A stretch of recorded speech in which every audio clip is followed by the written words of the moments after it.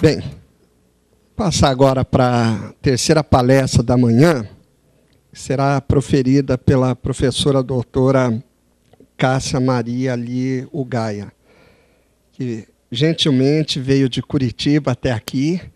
Ela, apesar de ser formada pela Unicamp, Engenharia Mecânica, ela está trabalhando agora, é professora da Universidade Tecnológica Federal do Paraná, e sendo um dos seus principais focos de trabalho exatamente o tema da sua apresentação, que é a análise do ciclo de vida. Então, seja muito bem-vinda, professora, o microfone é seu.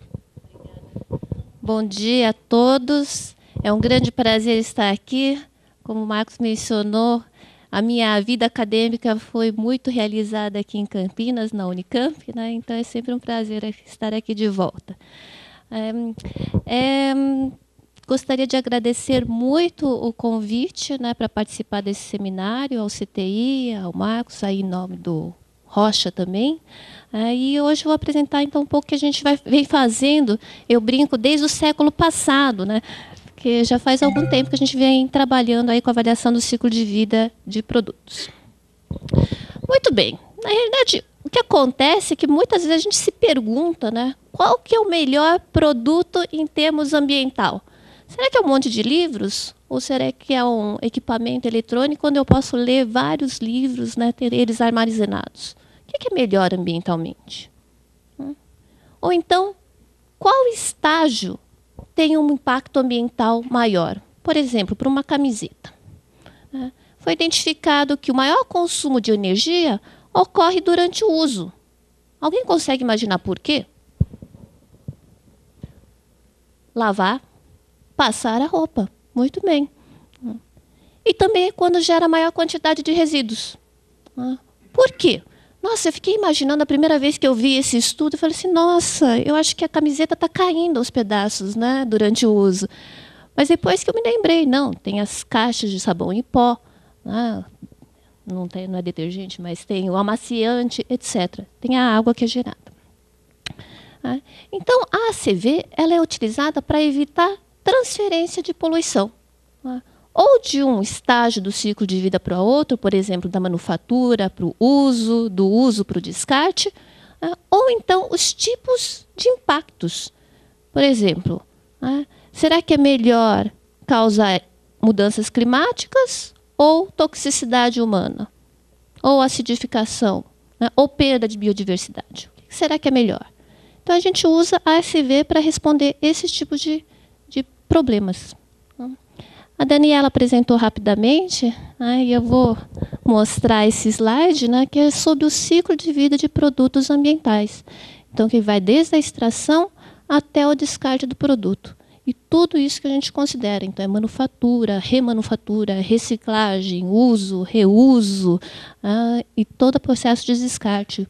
E talvez até tratamento de resíduos, por exemplo, o aterro, uma incineração, etc. Vamos conhecer um pouco o que é o histórico da ACV. Então, ela surgiu lá na década de 60. E a primeira empresa que adotou a ACV foi a Coca-Cola. E durante alguns anos, a ACV foi muito pouco utilizada, em parte porque na década de 70 a gente tem aí a crise de petróleo, mas na década de 80, final da década de 80, começa a ter uma volta da preocupação ambiental.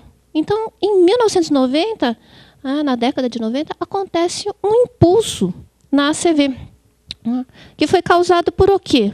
Então, algumas publicações da Sociedade de Química Ambiental e Toxicológica, publicações também do Programa das Nações Unidas para o Meio Ambiente, tudo girando em torno da ACV. E também a padronização da ISO em 1996. Isso por quê? Cada pessoa realizava um tipo de estudo e os resultados começavam a dar diferentes. Então, em um caso, o papel era melhor, o outro caso, o plástico era maior. E a norma, a ISO, ela sentiu necessidade de fazer uma padronização da realização da ACV. Mas já vou de antemão dizer, não resolveu, porque a ACV é caso a caso. Não tem solução milagrosa para todos os casos. Nesse século, daí, juntou-se os esforços do Programa das Nações Unidas para o Meio Ambiente e da Sociedade Química Ambiental e Toxicológica, na CETAC e a UNEP, apresentados ali no slide, e formaram a iniciativa do ciclo de vida de produtos em 2002. E essa iniciativa ela tem como missão desenvolver metodologias, disseminar a CV ao redor do mundo. Então, como a gente pode ver aí na década passada, aconteceram diversos eventos e vários projetos no sentido de proliferar o conhecimento de ACV em algumas regiões onde isso não acontecia. Por exemplo, na América Latina, na Europa Central e do Leste, na Ásia, na África. Por quê? Porque eles perceberam que eu não posso resolver o meu problema ou coletar os meus dados só dentro da Europa, ou só no Japão, ou só nos Estados Unidos. Porque quando a gente fala em ciclo de vida, isso vem lá desde a extração, que ocorre onde? Em geral, nos países em desenvolvimento. Somos nós que temos os recursos ambientais, recursos naturais. No Brasil também, então, não foi diferente. Nós começamos com uma década de atraso, mas começamos. Estamos aí evoluindo, talvez numa velocidade não... nós estamos indo na direção certa, mas talvez na velocidade errada. Então, nós temos que realmente acelerar esse processo de disseminação da ACV no país. Mas ocorreram os primeiros estudos no final do século, em 2000, 2001. Em 2003, teve um workshop financiado pelo Ministério da Economia da Suíça, com o objetivo de identificar o que é necessário para que a CV seja mais utilizada dentro do país. Na época foram identificados alguns pontos, que era a base de dados, capacitação de pessoal e disseminação da ferramenta, da CV.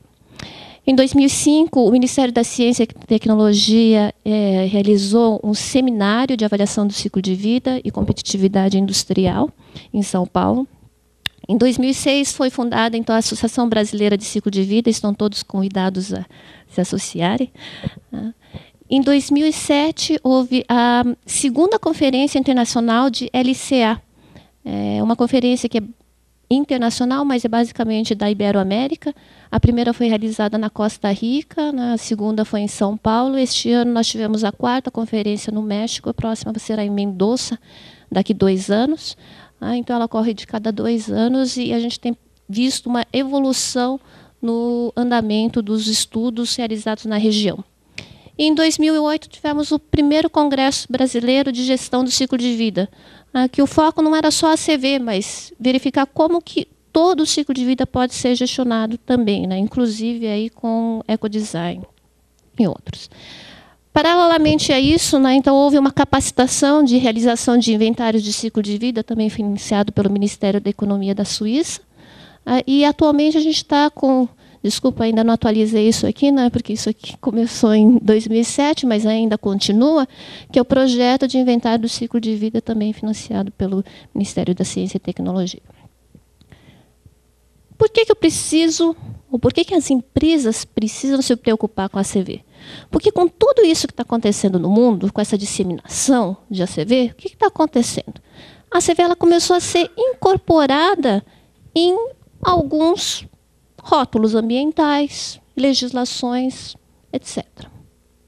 Por exemplo, a pegada de carbono, que antes só se preocupava com a planta, agora tem uma nova preocupação, a pegada de carbono, por exemplo, o escopo 3 do protocolo de GHG.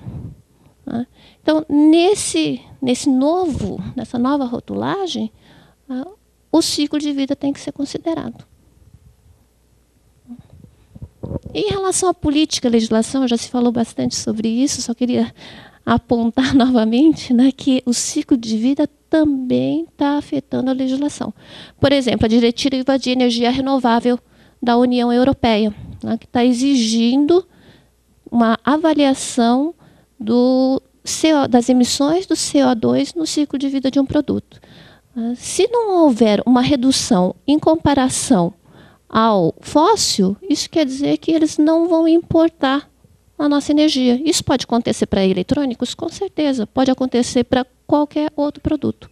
Porque hoje a CV ela já já é parte de uma ISO e existe uma ISO baseada em ACV, né, de rotulagem ambiental, que é 14.025. E a outra que já citaram aí, a Política Nacional de Resíduos Sólidos, a Política Integrada de Produtos, entre outros. Então, a gente falou que rotulagem ambiental está sendo influenciada pelo ciclo de vida. A legislação também está sendo influenciada pelo ciclo de vida. E os consumidores também estão começando a se preocupar com o ciclo de vida. E às vezes a gente fala assim, mas o consumidor ele só se preocupa com o preço. Eu vejo isso, muitos alunos meus, ou muitas pessoas da empresa, falam assim, olha, não, ele está tão preocupado com o preço. E uma certa qualidade, que é compatível com o preço que ele está pagando. Mas veja, às vezes nem a data de validade, né, alguns consumidores finais têm preocupação. Mas tem grandes consumidores. Por exemplo, o governo, ou, por exemplo, uma Walmart. E a Walmart lançou, em 2009, o Índice de Sustentabilidade. E com esse índice de sustentabilidade, eles pretendem avaliar, né, o ciclo de vida de todos os produtos que são comercializados por eles. Para ter uma ideia do que isso significa, imagine a quantidade de países que tem o Walmart, a quantidade de produtos que está ali sendo comercializada.